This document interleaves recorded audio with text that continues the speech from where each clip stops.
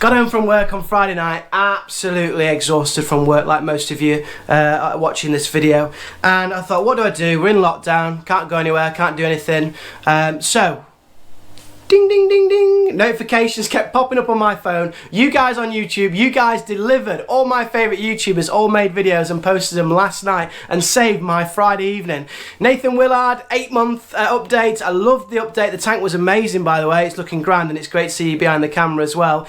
Corey Willard did an update on his fish and corals, and he also teased us with a little development. I'm really excited to see what that's going to be. Looking forward to it. Reef King also posted about his update of his coral room. What an adventure. And now you've got corals in the coral room. It's also looking great.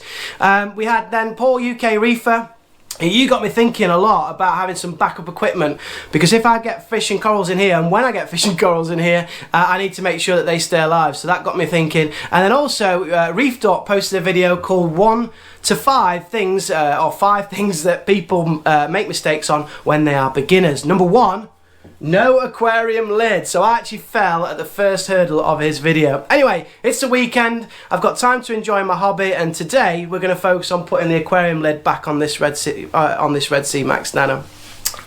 As you know, I started in lockdown of March with no experience. I've used YouTube to teach me the knowledge, understanding and skills of reefing, and with your help and the community around this channel and your comments, we're going to get this Red Sea Max Nano looking absolutely awesome. I'm going to stock it with designer fish and designer corals, and hopefully we can have a successful reef tank in my very own office. Now, as you can see in the background, the tank is cycling. And the word is patience. Everybody in the comments of these videos always say, don't worry about it. Take your time, have patience, you will get there, it will look great. So I'm going with patience. It's week 3 and I'm not going to rush it. I can see the nitrogen cycle is starting to take shape. I can see that there's growth in the tank as well, and I don't want to rush it, because it's important when you've got livestock and fish and corals. You don't want to kill them, you don't want to risk their lives. So I'm taking my time and making sure I get it absolutely right. So I'm hoping that's going to reward me with the word patience. But we have got some green shoots in the tank. The rocks have changed colour quite significantly. So we've got the rock colours much more yellowish and brownish. We've got some signs of diatoms, which is one of the first stages of the nitrogen cycle, which is wonderful. We've clearly got microbacteria in there as well. So the colony and the ecosystem is now growing, and it can start to sustain life in terms of fish and corals. So I'm super excited about that. Another thing that I have noticed with the tank as well is that all the skimmer and the pumps are running really quietly now. And when I went to touch one of them, there's like a kind of slimy film on those pumps, and that's helping to lubricate all the parts in there. And this Red Sea Max Nano is running like a dream so far. So if you're thinking about getting one, I definitely recommend that you do. In terms of recommendations, when I asked in a previous video what aquarium lid should I buy, most of you actually said go for the D&D Aquarium Jump. It's great value, it's easy to put together, and on your recommendation, guys that watch this channel, this is what we've gone for. So we've gone for the D&D, on your help, the Jump Guard Pro, to fit the Red Sea Max Nano. So I'm going to put this together on the video, we're going to get it on the aquarium, and let's go downstairs and put this together. So downstairs, this is what we need to put the D&D Aquarium Cover Jump Guard. To build it, we've got a junior hacksaw, Sharpie for marking out, scissors to cut the mesh, some tape to protect the edge of the plastic, Stanley knife, tape measure, obviously a cup of Yorkshire tea. I've also marked out the area of the aquarium using masking tape. We've got the D&D guard there in the box, and we've also got a cutting tool to keep things at right angles. So hopefully we can protect the sideboard. If you notice here, that is reef glue. When I built the aquascape, my wife is not happy about that, and this aquarium could lead to a divorce at this rate. So I'm going to try and build the D&D Jump aquarium cover without causing any damage to the kitchen. Right, let's see what's inside the box.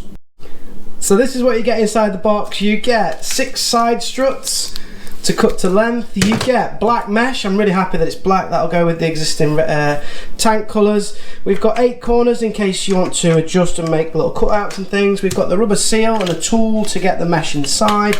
We've got the instruction manual, and we're almost ready to get building with this. If you hear any noise in the background, it's my son playing with Lego in the living room.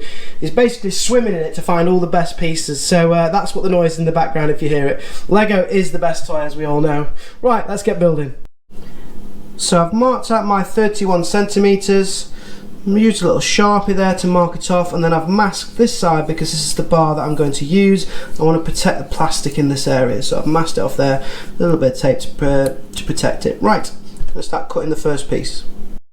Just making my way back inside after cutting the first piece, and this is the sea of Lego in our living room. My little boy loves his Lego, so I've got to carefully negotiate. If you've ever stood on Lego, you know how painful it is. Okay, let's get back to making the aquarium frame. So we've just finished cutting the first side piece, so I'm going to lay that on top of the second piece that I'm going to cut. Line it up, get nice and square, just to ensure I can get the Sharpie out. And then that will be the mark for our second side. So once you've cut one side, you don't need to re-measure. Right, let's get cutting the second side. So I've just been told off by my wife for cutting inside, so I've just moved outside now for the safety of my life. So we're now going to cut this outside. Just remember the tape goes on the side that you want to protect. So we're going to use a little junior hacksaw, keep it nice and straight. You marked out with the Sharpie line, and then we're going to cut this piece here. So we've cut the side pieces. They are identical in length, and the next thing to do is use the corner connectors to place those in each of the corners. So this just slot in the bottom, and that one should just slot in there like so. Oh. So that's those two, and then this one and this one should just slot in as well. A little bit of force, and job done. Just remember the outside, the lip needs to be on the outside because that's going to sit on the glass. So we're starting to take shape. Now I'm going to cut the two longer lengths for the sides. So the moment of truth here, I'm just going to remove the tape. Remember the tape goes on the edge where you want to protect. That comes off quite easily. And then it comes with a film, so I'm going to take the protective film off. See a lovely gloss back finish there. To the other side. So these should be identical lengths because I used one to cut the other. They should be exactly the same length.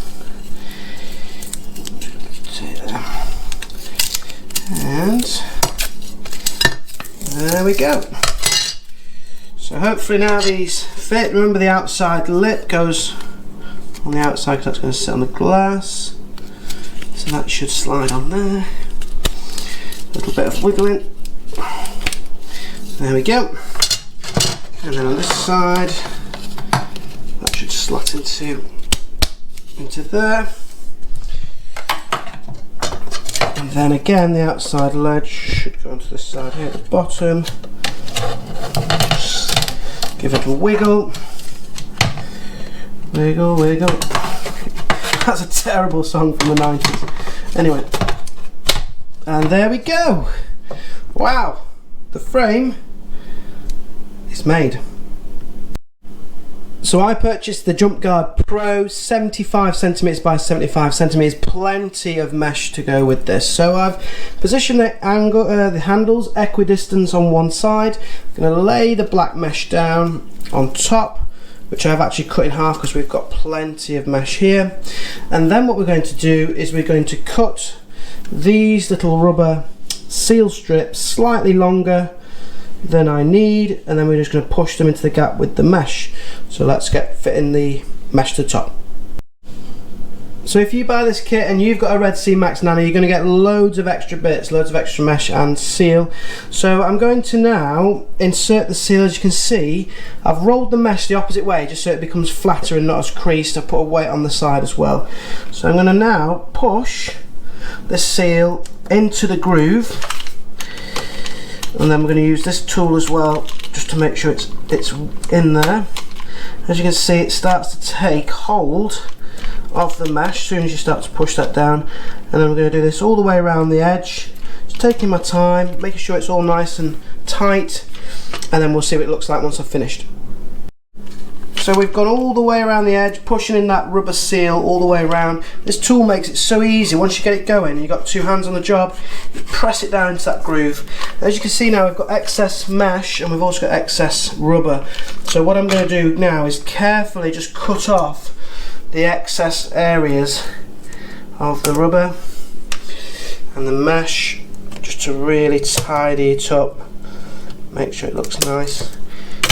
Pushing those corners down as well there, just to neaten those up and right down into the groove. There we go. So I'm just going to spend a couple of minutes just really tidying it up, and then I'll let you have a look. So there we have it. I've just trimmed off the edge, make it nice and neat, make sure the rubber seals are all in, and then if I flip it over, there you go, nice gloss black finish, made to measure. You've got your handles there that will help you lift the lid up.